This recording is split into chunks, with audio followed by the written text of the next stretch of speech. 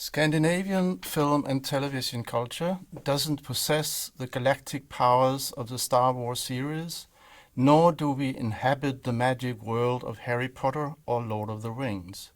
What Scandinavian film and television is famous for is not blockbusters and mainstream film and television genres, although we may occasionally find such a Scandinavian hit. But even when it happens, as it did with the Millennium Trilogy from 2009, based on the late Swedish crime author Stieg Larsson's books, the global audience for each of these films in cinema was only between 6 and 9 million.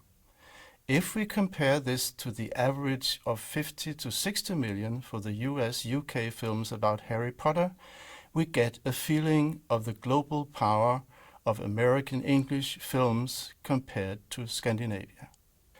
All Scandinavian countries have a quite strong and diverse production of film and television genres, and national audiences tend to like the film and television they get. But Scandinavia is a small region in a very big and very global world, and each of the countries are small.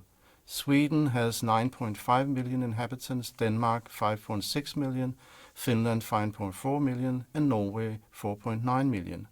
In the European Union as a whole, the population is by now 739 million, so Europe is much bigger than US with its 311 million. But where Europe is fragmented in many different nations with different languages, USA is a unified and very firmly organized market with a strong tradition for international distribution. Smaller nations, such as the Scandinavian, cannot produce films on the budget American films can. All Scandinavian countries also produce popular mainstream genres, but only the national audiences watch them. What Scandinavian film and television is known for internationally is not mainstream genres and blockbusters. We are known for our auteurs, for those individuals that experiment and take chances.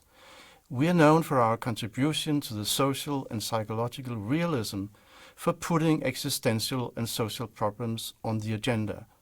Those trends dominate film, television and fiction and documentaries. When Scandinavia from time to time produces genre films or genre television, as for instance the present Danish success series The Killing, critics abroad often point to special artistic and thematic qualities that stand out compared to mainstream products. A special type of Scandinavian design is often defined in connection with, for instance, architecture and furniture. Perhaps some form of Scandinavian design is also visible in the film and television products we export successfully. Scandinavian countries are characterized by being highly developed welfare states. A core value is to secure equal opportunities for all, social solidarity and security. To reach this goal, the model promotes social rights and the principle that everyone is entitled to equal access to social and health services, education and culture. People in the Scandinavian countries pay a relatively high tax, but as a result of that, many things are free: health service, education, and also many cultural offers. The welfare state doesn't eliminate market forces and free enterprise, but the collaboration between the public and the private sector aims at securing the individual in the best possible way. The welfare model of Scandinavia also greatly influences film and television. Public support for cultural production in general and for film and television has a prominent place. As early as 1917, Norway established a municipal public cinema system, and in the 1930s, some countries established public-funded film support, for instance, SFC in Denmark in 1939, focusing on documentary film.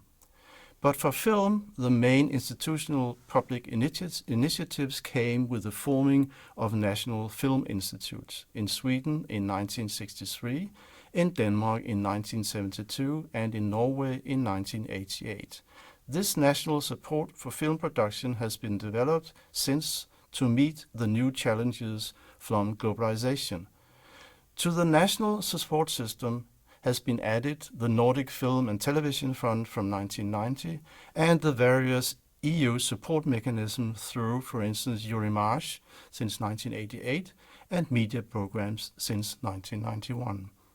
But why do the Scandinavian countries support film production? Well, the basic argument is that in a small country with between 5 to 10 million people, film production companies cannot survive without some public support. Cinema is an expensive art form and the market is simply too small. But behind this fundamental economic reason, there are other more cultural reasons for support. If a market is very small, only very popular films would be made if there was no public support. The philosophy of the Scandinavian Film Institutes and the form of support aim at securing the diversity of filmmaking. The idea is that if we want a strong film culture as a whole, we have to make room for the production of a certain number of films per year. We also need to make sure that the films made cover different genres: drama, comedy, historical films, documentary film, children's films, etc. Now, film production has always been both a national and very global phenomena. American films clearly dominate in Scandinavia and the rest of Europe. Since 1945, American films have taken 60 to 70% of the total audience in cinemas in Europe, and the national films dominate the rest. So, for instance, in Denmark in 2007, American films took 61% of cinema admissions, Denmark took 23%, and European films counted for 14%, and 2% of the films came from the rest of the world. Americans make excellent movies. That's one reason they are popular globally. But they also benefit from a huge home market, giving their films a strong background for export.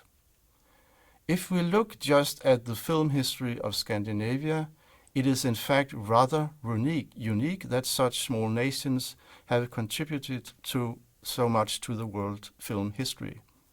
Before movies began to speak and language barriers became a problem, especially Denmark and Sweden had a strong voice in world film culture.